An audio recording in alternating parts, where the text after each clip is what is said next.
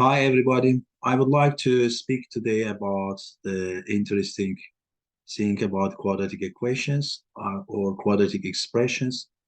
So if you are given a quadratic expression, how to find its least and greatest value. So what does it mean? How to find the values which makes the biggest value of biggest possible value and the least possible value of the number of the expression. So for this purpose, before I try to explain, I'm going to explain also what does it mean graphically. Let's suppose that we have a function, any function y equals to x squared. So we know from our books that it's parabola and it's a graph is something like this is we call parabola. It's a symmetrical graph. So obviously, the function here has its least value here on 0, 0. So its least value should be 0, 0 because it's the smallest value that the function, that this expression y equals x squared gets. Again, if we have the y equals to negative x squared, so obviously here the point of vertex here, which we call vertex here is again 0, 0. Yeah.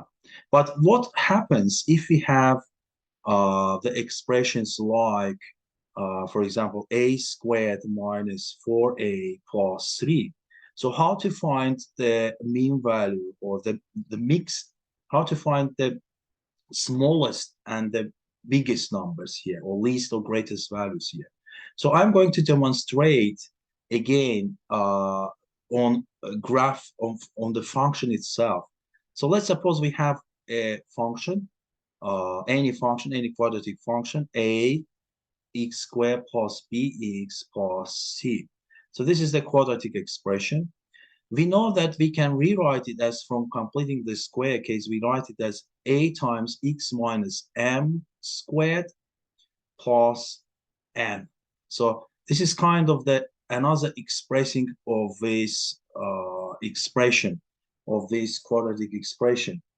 Uh, for example, if we have here the function a squared plus for example, 4a plus 3, we know that we can rewrite it as a squared plus 2 times a times 2 plus 2 squared minus 2 squared. It's a completing the square case plus 3.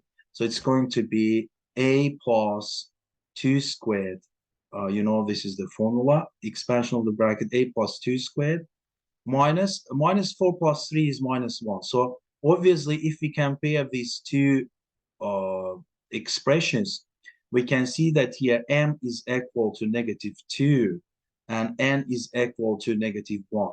It means that if we draw the parabola here, if we draw the graph of the parabola here, we are going to have m is the vertex at mx was negative 2. It's somewhere here, negative 2, and n equals to negative 1. So the vertex of the parabola should be, it's going to be something like this. Yeah, the graph should be something like graph of this expression, a squared plus 4a plus 3. However, this point, m minus 2, n minus 1, as I said in our previous, look, as I said here, it's a vertex. And the vertex is the point which gives us the least value and the greatest value. But however, you see, it takes a long time to do with this method. So I'm going to explain how to do it simply, not to making as many as efforts. So let's take our function a squared plus 4a plus 3. Just how to find m. M is, there is a formula for m. M is minus 4, this coefficient, which is 4, divided by 2 times the coefficient of a squared. Coefficient of a squared is 1 here, 1. So it's going to be minus 2. So m, we found m, it's minus 2, as in the previous example. I proved it in the previously. So m equals to minus 2. And how to find n? To find n, we just place minus 2 instead of a. So we are going to get minus 2 squared plus 4 times minus 2 plus 3. So obviously it is 4 minus 8 plus 3. So it is minus 1. If you calculate, you're going to get minus 1. Let's come back to what we got previously. We got after this long simplification, we got this expression, we said minus 2 and minus 1. However, we got again this point, minus 2 and minus 1. So the expression gets its greatest value at minus 2, and its greatest value is equal to negative 1. So at most, this expression can be negative 1 at most. At least, sorry, this is the least value. So this is if coefficient of a squared is positive, so then it is least value. So we are going to get least value here. So at least this expression is going to be negative 1. And let's do another example and try to understand what it means. So let's write like this: x squared minus, let's suppose minus 5x. Let's take a number which we are going to calculate when we calculate, not to have some difficulty, in 6x plus 6x plus 5. So let's find the least or greatest value of this expression. Again, we look at the coefficient of x squared. It is 1, yeah? Coefficient of x squared is 1. So it is positive. So we are going to have the least value here. How to find the least value here? We said again, we find m is equal. We look at the coefficient of x here. It's minus 6, minus, then we put minus in front of it. It becomes minus 6 divided by 2 times, again, this coefficient, 1. It's 6 over 2, which makes it 3. And to find n, what we should do, we place 3 instead of all this expression. So it's going to be 3 squared. Instead of x, we place 3. 3 squared minus 6 times 3 plus 5. So it's going to be 9 minus 18 plus 5. It's minus 9 plus 5. So it's going to be minus 4. So the least value of this expression is going to be minus 4 because it's a vertex point. So the vertex point is 3 minus 4. Let's do one more case.